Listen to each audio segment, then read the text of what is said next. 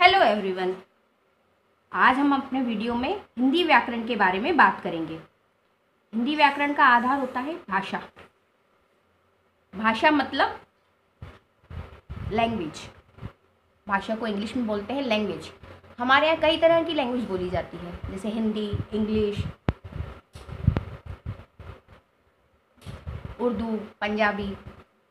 भारत के अलग अलग राज्यों में अलग अलग भाषाओं का प्रयोग किया जाता है, जैसे कि पंजाब में पंजाबी, गुजरात में गुजराती। अलग अलग राज्य हैं, अलग अलग भाषाएं बोली जाती हैं। भाषा बोलचाल का एक माध्यम होता है। आप सभी जानते होंगे कि हमारे देश की राष्ट्रभाषा हिंदी है और 14 सितंबर को हम लोग हिंदी दिवस के रूप में मनाते हैं।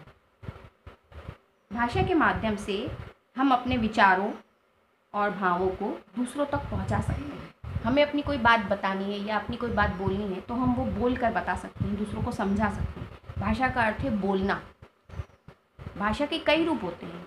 आप अपनी बात कई रूप से दूसरों तक पहुंचा सकते हो, जैसे मौखिक, लिखित, सांकेतिक। अब बात करते हैं मौखिक की। मौखिक मतलब जो बात आप बोल कर बता रहे हैं, मुंह से बोल कर बता रहे हैं, वो भाषा का पहला रूप है मौखिक। मौखिक के बाद दूसरा रूप होता है भाषा का लिखित। भाषा के जिस रूप द्वारा आप लिखकर या पढ़कर विचारों को बताते हैं वो भाषा का लिखित रूप होता है।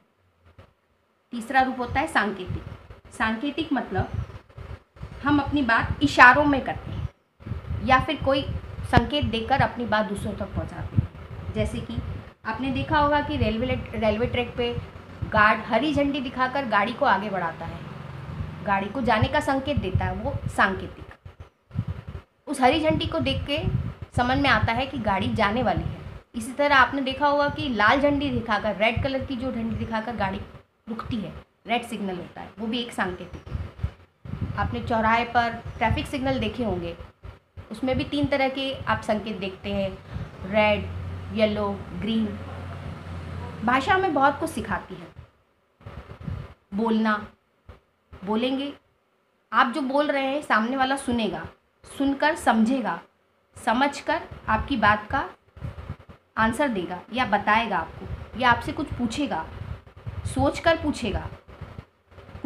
कोई आपने कोई बात बोली है, आपने लिख कर बताई है, तो वो पढ़ेगा, पढ़ के समझेगा, फिर उसका आंसर देगा। और अगर वो विस्तार में बताएगा तो वो होता है भाषा का वर्णन करना। अपने भावों को दूसरों तक पहुंचाना ही भाषा का माध्यम है। भाषा शब्द धातु से बना है जिसका अर्थ है बोलना। आप सभी जानते होंगे अपनी बात बोलकर या लिखकर दूसरों तक पहुंचाने का माध्यम ही भाषा है। पशु पक्षी भी अपनी बात बोलते हैं, अपनी बोली बोलते हैं, एक दूसरे से बात करते हैं, परंतु वो भाषा नहीं कहलाती, वो जानवरों की बोली कहलाती है। भाषा अलग अलग तरीके से अपने विचारों को प्रकट करने का माध्यम है।